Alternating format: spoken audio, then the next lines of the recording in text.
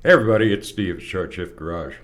So, my last video where we talked about coils, a lot of you are probably trying to process that and figure out what the hell, where was I going with it? And the fact is, I was going after people offering remote tunes that have never ever seen your car. And I got to tell you, I have seen, I'm not going to name names, but I don't have to, because it's absolutely ludicrous that anybody in their right mind with any tuning skill at all would go out and say, hey, I'll remote tune your car. You know what? They have never, ever seen that vehicle. And I've proven to you throughout this video series that you're going to run into mechanical issues that you didn't even know you had. And there's no way, absolutely no way, that a remote tuner is going to be able to identify those issues. First of all, they're not even going to look at it, because 99% of the time, they're going to take a canned tune that you got somewhere and call it their own, and they're going to get a log from you, and then they say, okay, fine, here, try this tune.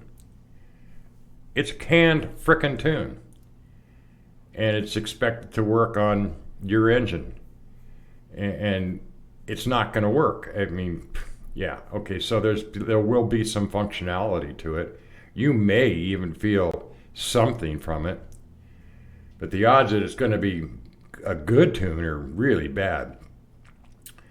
So then they're going to instruct you how to go out and do a tune, or do a log. And they're going to tell you all the things they want to log. Well, they're already restricted there because you're using, your logging device, and they're going to tell you, hey, set this, set that, and it's going to be minimal, because it's the only way they can get reliable data. Now, I'll accept some unreliable data if I know I can filter for it, and I'm only looking for specific things, but they don't have that info. So you go out, you give them a base tune, they send you back your first tune, and you say, okay, fine, maybe it runs right, maybe it doesn't. Maybe there's just so many maybes.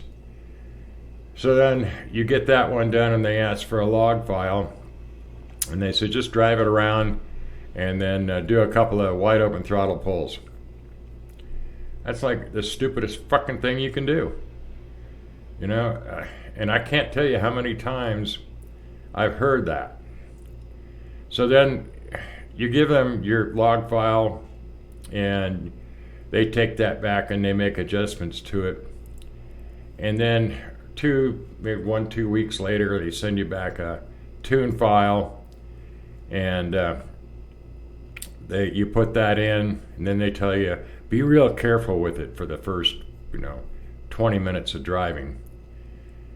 That tells you right there, instantly, that they've done something that they weren't sure was going to work. And so you go out and you're real careful with it. You get that second log file, and you send that in, and they tweak that a little bit.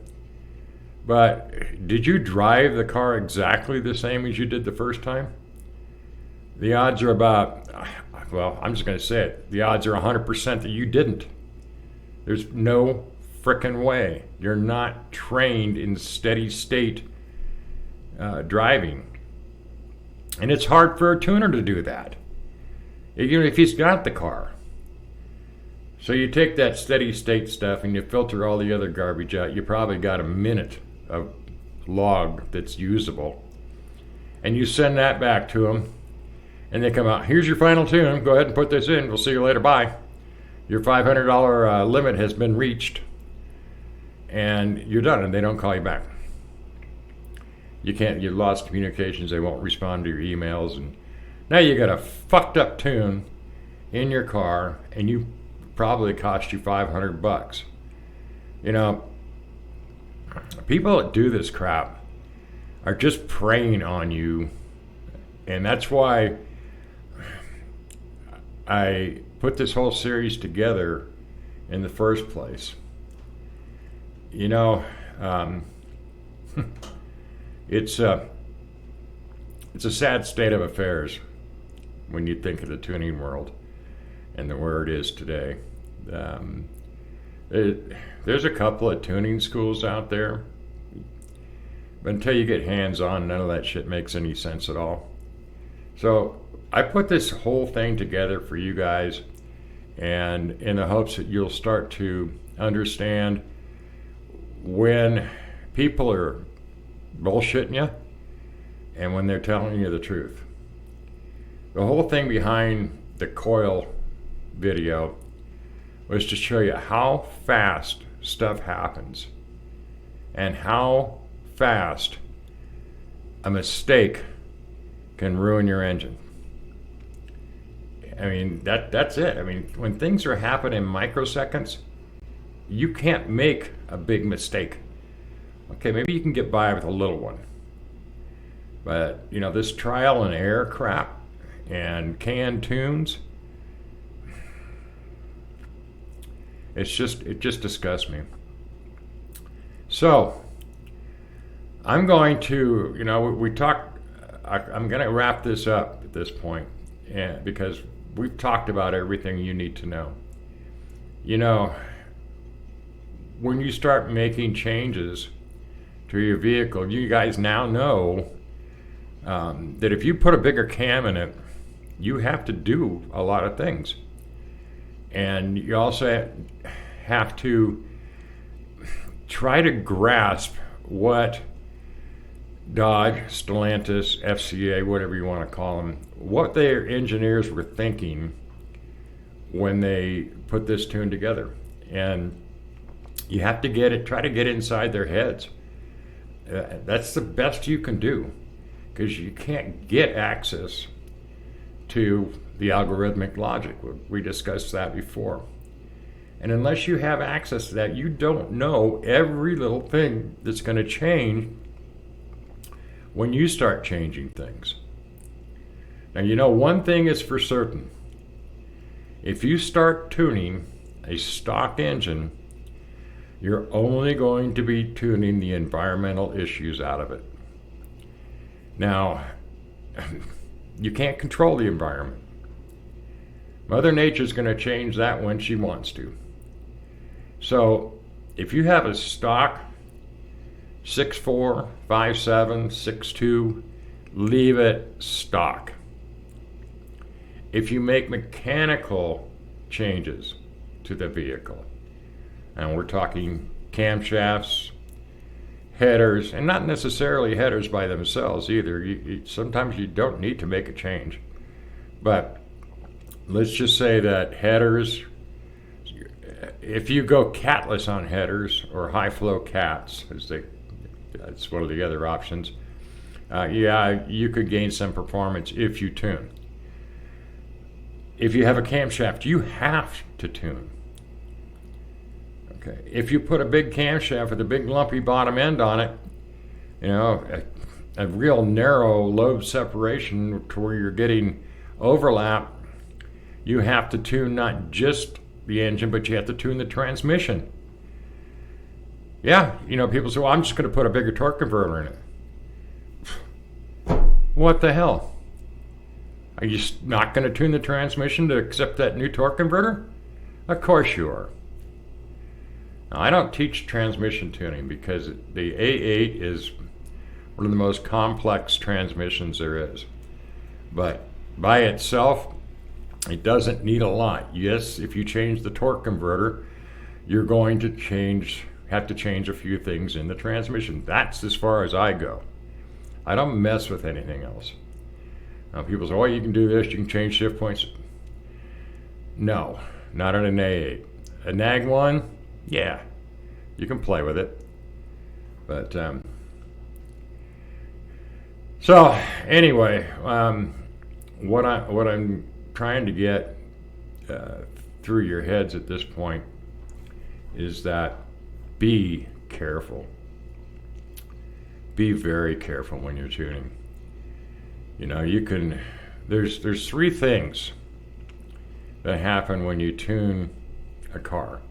One, you affect its performance. Two, you affect its reliability.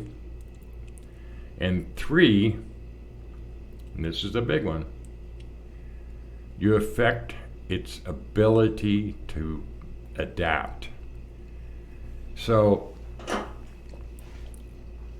why are we tuning cars and tuning out the adaptability? If it's a track car, yeah, you know, but you're going to tune that and adapt it to the race day. If you've got a daily driver out there, you do not want to tune around its adaptability, because otherwise it's no longer, you do that, it's no longer a daily driver. You'll drive it on some days, but other days you won't. Performance. Is there a lot to be gained? On the 5.7s, yeah, you can gain a lot of horsepower. Is it going to lower your ETs? Not unless you follow every single path to get that performance to the ground. And that talk we're talking about, you know, if you've got a 5.7 with an open diff, well, you're not going to get the performance to the ground. It's just not going to happen. If you have a 5.7 and you put a supercharger on it, and you expect these great low ETs, not unless you take care of that transmission. All right, so I hopefully I'm getting a point across here. I don't know whether I am or not. I don't even know my own name half the time anymore. But the point is that if you're going to do this shit and you want to continue, learn how to do it yourself. Be proficient and be careful.